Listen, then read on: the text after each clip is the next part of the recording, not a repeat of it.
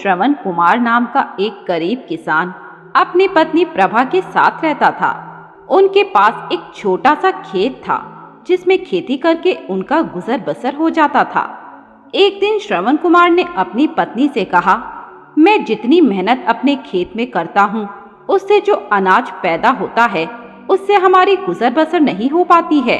क्यों न हम गांव के जमींदार को खेत बेच दें और उस पैसे से कोई व्यापार करें। ये सुनकर प्रभा ने कहा, ये आप क्या कह रहे हैं? धरती तो हमारी माँ है, उसे कैसे बेच सकते हैं? हम आधी रोटी खाकर ही खुश हैं। ज्यादा पैसों का लालच करना अच्छी बात नहीं है। ये सुनकर श्रवण कुमार चुप हो गया। इसी तरह कुछ समय और बीत गया। एक साल ऐसा आया कि पानी की एक बूंद भी नहीं बरसी। पूरे गांव में सूखा पड़ गया। श्रवण कुमार बहुत परेशान था। उसने घर आकर प्रभा से कहा, मैंने कहा था ना खेत बेच देते हैं, लेकिन तू नहीं मानी। अब भूखे मरना पड़ेगा। प्रभा ने कहा, आप चिंता न करें और मेरे साथ भगवान विष्णु के मंदिर चलें। वे सबके पालनहार हैं, हम उनसे ही प्रार्थना करते हैं। प्रभा और श्रवण कुमार मंदिर पहुंच जाते हैं। श्रवण कुमार भगवान के सामने बैठकर रोने लगता है। मंदिर के पंडित जी श्रवण कुमार से कहते हैं, बेटा क्यों रो रहा है? श्रवण कुमार सारी बात बता देता है। तब पंडित जी कहते हैं, बेटा तूने कभी किसी प्यासे को पानी पिलाया है? यह सुनकर श्रवण कुमार और प्रभा चौंक जाते हैं। श्रवण कुमार कहता है, नहीं पंडित जी, कभी ऐसा मौका ही नहीं आया। मैं तो सुबह खेतों पर जाता हूँ, शाम को घर वापस आ जाता हूँ। तब पंडित जी कहते हैं, जब तुमने कभी पानी दान नहीं दिया तो भगवान से पानी क्यों मांग रहे हो? प्रभु ने जितना दिया वही काफी है। श्रवण कुमार बोला, पंडित जी यह तो मैंने कभी सोचा ही नहीं। पंडित जी बोले, बेटा इस गांव में एक भी प्याऊ नहीं है। गांव के सब लोग स्वार्थी हैं। इंसान तो छोड़ो, जानवरों पशु पक्षियों के लिए भी पानी पीने का कोई साधन नहीं है। ऐसे गांव में सूखा तो पड़ेगा ही।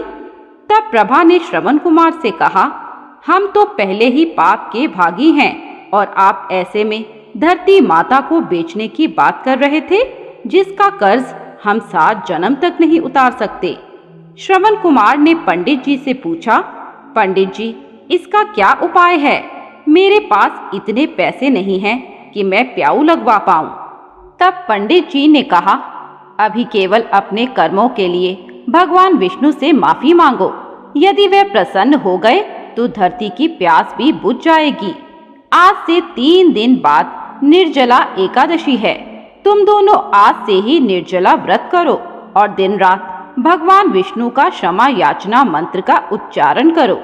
श्रवण कुमार और प्रभा वहीं पेड़ के नीचे ध्यान लगाकर बैठ गए और जप करने लगे। इसी तरह 2 दिन बीत गए। दोनों की तबीयत खराब हो गई थी।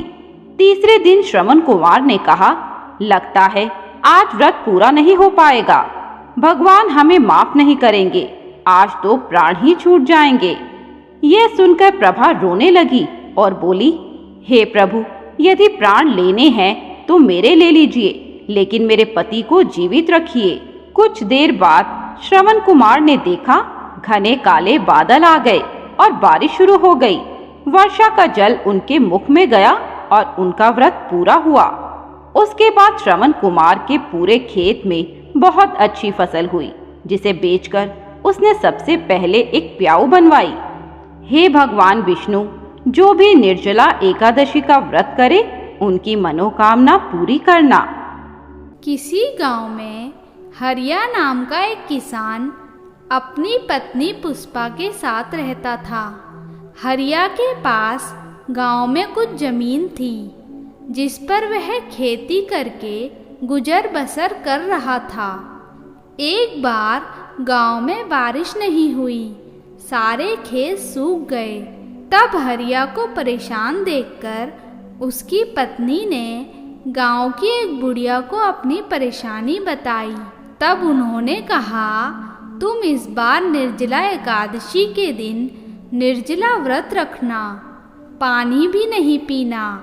इस व्रत के फल से सारे पाप नष्ट हो जाते हैं। और तुम्हें धन धान्य की प्राप्ति होगी।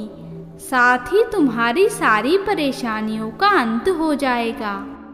निर्जला एकादशी आने में अभी 1 महीना बाकी था।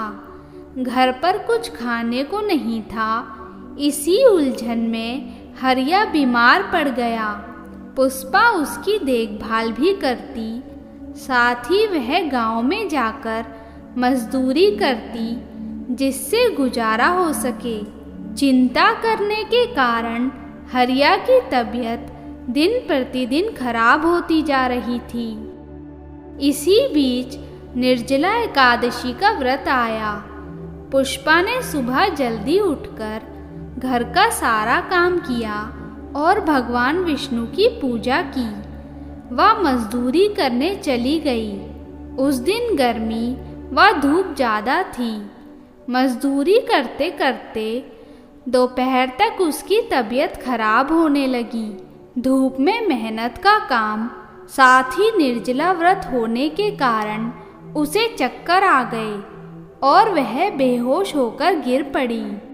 उसके साथ काम करने वालों ने उसे उठाकर छाया में लिटाया, पानी के छींटे मारे पर उसे होश नहीं आया। उसके बाद कुछ औरतों ने उसे पानी पिलाया, जिसके कुछ देर बाद उसे होश आया, पर उसका व्रत टूट चुका था। वह रोने लगी। वह दुखी मन से घर वापस आ गई। हरिया के लिए उसने खाना बनाया, पर वह खुद भूखी ही रही। उसे दुख था कि निर्जला एकादशी तो अब अगले साल ही आएगी। तब तक उसके घर का खर्च कैसे चलेगा, साथ ही हरिया की तबीयत कैसे ठीक होगी। भगवान विष्णु जी से क्षमा मांगकर वह सो गई। रात में सपने में भगवान विष्णु ने उसे दर्शन दिए और कहा, बेटी, तुम्हारा व्रत पूरा हो गया। भगवान तो भाव देखते हैं, व्रत पूरा हो या अधूरा, सच्चे मन से भगवान में विश्वास रखना चाहिए। आज से तुम्हारे सारे कष्ट मिट जाएंगे। सुबह जब वह सोकर उठी तो हरिया की तबीयत ठीक हो गई थी। वह उसके घर में अनाज, धन आदि के ढेर लगे थे। हरिया ने खेत में जाकर देखा तो सूखी फसल भी बिना पानी के लहरा रही थी। इस प्रकार निर्जला एकादशी का व्रत करने से पूरे वर्ष में पड़ने वाली 23 एकादशियों का फल भी मिल जाता है।